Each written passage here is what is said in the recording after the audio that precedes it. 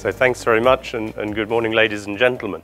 So especially since I live here, it's a great opportunity to have you guys in Brussels. Most of my mind is in Brussels, but yesterday I was in Los Angeles at the university, at the cinema school, talking about, in a way, disruptive media in disruptive times. So I won't go into the history, but I think what this little statue says to a historian like me is that history is there. So that's the statue and the story, which probably you heard yesterday. So I won't go over that again. And the function of the little boy is, of course, familiar to us all. So human beings don't change. It's all about people. And then, nonetheless, we overlay this historical and human past with new stuff. So you've got the 12 stars. You show the 12 stars in different parts of Europe, you get different reactions. In Croatia, the next member state from the 1st of July, I was there for a couple of weeks on holiday during the summer, and it turns out that the E of the euro is converted into no graffiti up and down the country. The no lost the referendum, but the consensus still has to be built. So, speaking as a lifelong bureaucrat and now 25 years in Brussels and 20 years working for the European Commission, the thing I want to sell, an open, cooperative, dynamic European Union economy and society for 500 million people, it's not a brand that everybody wants to buy. So what are we doing about that? And the three things I want to say are, firstly, yes, these are disruptive times. Secondly, there are some key ways in which organizations that want to win have themselves to want to be disruptive. So disruption is not something we cope with. It should be something we want to do. And finally, co-creators of change is my summary slogan for the test, the benchmark. If in what we're doing we are asking those around us to co-create a desired change, we will win. And if we can't somehow fit the way we're operating into that picture, we're going to lose. So in the good old days, here we have the European Commission. It was all men. They all wear suits. And the highest technology at the table was probably their gold-plated cigarette lighters. They were making law. And it's not by accident that we have in the Justus Lipsius building, a building named for one of the great inventors of the traditional international public law theories on which the European Union tries to build. But if we think about this past, we now have a present which is not just the television that's been around, not just PCs. Sales of PCs tanked in 2012, so it's now also other devices. But when you begin to put these things together, so our next consultation will be on IPTV and what that does to media generally, you see that the future is uncertain. And what do you do with that? I put this up because this is the Benetton room, so you can envisage going beyond what society thinks is normal. We haven't photoshopped the new Pope in there. You can think about it as something that is like a gin and tonic, so it's heady, it's effervescent, and you get to control the mix. But actually, it's not like gin and tonic. The future that we're trying to deal with is more like an estuary. Now, the good old-fashioned international public law, one of the first things I got to do as a bureaucrat was the third law of the sea convention. That will actually tell you where does the river stop and the sea begin. You can draw a line on that and say where it is. But if you actually then look at where is the water fresh, brackish, salty, where is the earth stopping, and look at the way it's swirling around on the coast. For different purposes, this is an area of our planet which has to be interpreted in different ways. And depending on whether the tide is coming in or out and which way the wind is blowing, that will again change the reality in an estuary. So the world we have to think about is not disruptive in the sense of somebody's throwing a rock at me, but it's evolutive in ways that you can model better and better, but which actually are going to be always a little bit ambiguous. Transnational neopluralism is a Philip Cherney concept. He's done a great book on that. And basically, that means it's not the European Union, it's not the Treaty of Rome, it's not the United Nations, it's not McDonald's. Society is multiplying, so the number of potential actors more and more and more and more. That's neopluralism. Transnational is not international public law, it's not the UN, it's not hegemony. And it could be, another concept that he invented just to think about, it could be neo-medievalism. And frankly, if you look around the world, what's going on, durable disorder, consistent failure quite to achieve our goals is pretty much what you see. When you get frustrated with the way established actors are getting things done, when you feel frustrated about how somehow the market doesn't get it, or the bankers don't get it, what's happening is neo-medievalism, an inefficient distribution of power, just strong enough to prevent better futures from emerging. The boundaries within a society get more and more complicated with the technology. That's the estuary. And hyper-connected uncertainty means we know we're hyper-connected, but we don't know what it means for us anymore. If you're rich and you think you've got an idea, then you can say, I feel lucky. It is a lottery, but I'm going to win. But most people are actually not so sure that they are safe and able to win. They're not sure which end of the rifle they're at. Some of you, if you're old enough, will remember this picture. On the right of the picture, are you the consumer feeling that your hand is tied and big business has a gun to your head? Or are you business on the right of the picture and you think it's regulators like me who have the gun? In any case, we're not talking efficiently to each other. We think don't be evil means they are evil.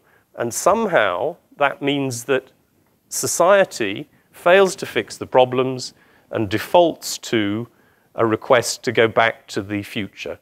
Please bring me the good old days. Que fait la police? Where is the regulator? Can we have a new law? This is not going to fix the problem. So what will fix the problem? Only connect is not my slogan. I stole it from E.M. Forster.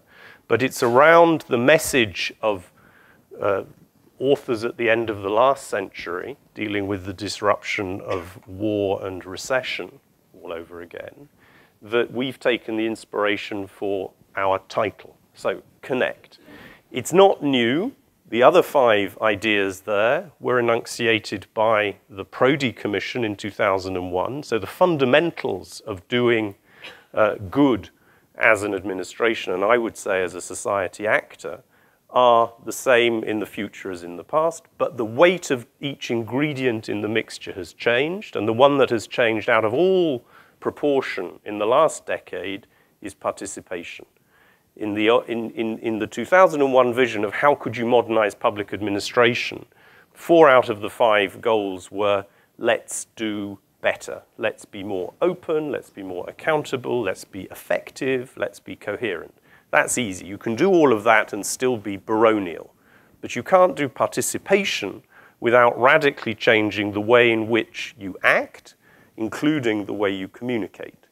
And so the fundamental message that I would give there is, in any organization, the CEO has to become the CMO.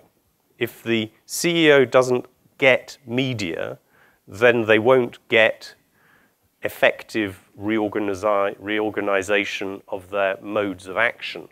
And media means not just broadcast communication and moving from press releases to Twitter releases. It also means communicators as listeners twice as much as speakers. And it means that everybody from the CMO down, therefore, has to get media, has to get communication, and has to be willing to play a participatory game. For us, as a public administration, these are the 4 elements of disruption, not that we see as threats or challenges, but that we want to do. We want to disrupt others' image of us. So that's the rebranding part. We have to disrupt. We have to put back in the pot, remake our definitions of success. We have to completely rebalance our policies. and we have to change our delivery. So this is a contemporary Atlanta artist's image of a gentleman's club. And at least in the town nearest where I was born, we go to London, you say to people, what about European officials? It'll be like this, you know, predominantly male, elitist, probably drinking too many martinis and smoking. Here in Brussels, Magritte, they've still got bowler hats. So the image that we have is one which says public administration bad. So you can fix that by turning up to a place like this, not wearing a tie, and then I put the tie on when I go back to the office. But fundamentally, you're going to need to do something more fundamental. We put ladies in charge, so that's Nelly Cruz. We have the angry bird next door because she loves European innovation. But that's just a sort of a hint at the sort of things we need to do. And fundamentally, I think the challenge is, do you want to be like that? Do you want to be like that? Are we dinosaurs? The good news about that is it's a question you have to ask yourself, even if you think you're not. So I was in Hollywood on Monday, and the studios that are the most cutting edge, they also go on asking people like me, are we the dinosaurs? I mean, there's a sense of self-challenge, which is very impressive, whereas the real dinosaurs, of course, go around saying, what's a dinosaur? I mean, I'm just the big guy around here. So I think that the sort of relative modesty and openness to say, we're just doing our job, but the other people who are really the rock stars are somewhere else is crucial. A willingness that whatever we think is a winning model of disruption just might not be. It might be either a dead end or yesterday's model. That's important as well. Now, disrupting our policy, I'm not going to go through all the stuff we're doing, but I think that the links there give you things to investigate afterwards. And if I take them in order, digital futures means we create a platform and we go out and we say to everybody else, what do you think digital technology could do to the planet, to your world in 2030, 40, 50? We're not the only people doing that. But it's unusual for a public administration to ask others to tell us what the future is that they think will happen and what the challenges and opportunities are that they see coming out of it and how they want to fix it. We ask different people than in the past. So Nelly has a whole group of really young advisors, people under 30. And we ask our stakeholders, how would you like us to do the service, as opposed to come and answer our consultations? Startup Europe, which is the latest model, is really, for me, very interesting. It is government as a platform. We're not trying to say the European Commission is going to build startups. We're trying to get the people who've done good in Europe, such as Rovio, such as Spotify, to come and be a leaders club, helping to seed more and more effective corporate venturing, more and more effective accelerator and incubator work around the networks in Europe, get them to talk to each other, because we still have cultural trends, which mean when you get these people together, they say, it's great we meet, we don't spend enough time talking to each other across the markets and across the language spaces. And finally, the better internet for kids, where again, you get the actors out there to come share a vision. The internet should be a better place for every kid in Europe. And you ask the CEOs and their teams to work together to find out what can we do faster and more intently to deliver that vision together. So we're not legislating. We're not writing a policy white paper. We're just saying to the actors out there, is this a problem that you would like to help address? The problem that not every kid in Europe is on the internet, that not every experience is good, that the degrees of trust and empowerment sometimes are imperfect. All the CEOs we ask say yes, actually with the exception of Sony. So anybody meets anybody from Sony, say, why are you not there? But the truth, therefore, of a platform, and that's why I put that one as the last example, is you can set it up and not everybody will come. But if you're playing the true old-fashioned game of political leadership, you can make sure most of them come, and you can make sure you build good things faster and at lower cost than you can do it by writing a law.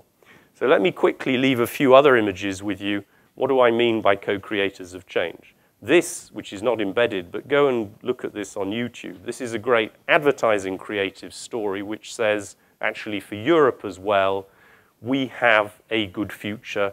We are not a museum. Not only was the computer invented here, but we're going to invent new stuff here. And I think the beginning of co-creators of change is to say, as Obama said, you know, there are changes that we Europeans should believe in, we can win. Secondly, it is like gin and tonic. There has to be a sense of control. If we have a message that says, the future's awful, the sky is falling, we don't know what's going to happen, you're not going to get any cooperative, meaningful intent to change our world together. So there has to be a degree of control, and it can't be one size fits all. You like your gin and tonic weaker than me, that's okay. It's all right to say, jump in, the water's lovely, take the leap, but there you're addressing again the elites. It's going to have to be a message which says everybody can create with us. And so I see it as skydiving over the estuary. We have to give a message that yes, where we're going is ambiguous, no, it's not safe, but if there are several of us, we can make it work. And I think that the final point I would make is this. I've already said every CEO has to be the CMO, so that's one takeaway. The second would be, with the new technologies, everybody can be a maker. Not just those who've been to university, not just those who've got a PhD in particle physics. The sense that we can all be creative, which is not a new skill, it's the skill most of us lose after about the age of 3, should be at the center of what we want to do next. And it is at the center of the best Imagineering, the best work around the MIT Media Labs. It's the best work around something like Angry Birds. We can all be creative. And if we can re-inject our customers, clients, electors with that optimism, firstly, I think we will see a transformation of society. It's not just new ways to consume stuff, it's new ways to create stuff. And that should be a little bit the lodestar, which will help us to find a way through. So something which is a co-creation will, I believe, constitute a good plank in the future, in my business, for Europe. And something which is just, I'm going to do better things for you, will consistently fail to build trust and will probably fail to deliver. So, ladies and gentlemen, that's what I wanted to say. It's a bit rambling. That's because the other half of the brain is back over the Atlantic somewhere. But I think it's fundamentally a message which says you need to inject the communication spirit from the top down in the whole organization, and then we will be in a good place. Thank you very much.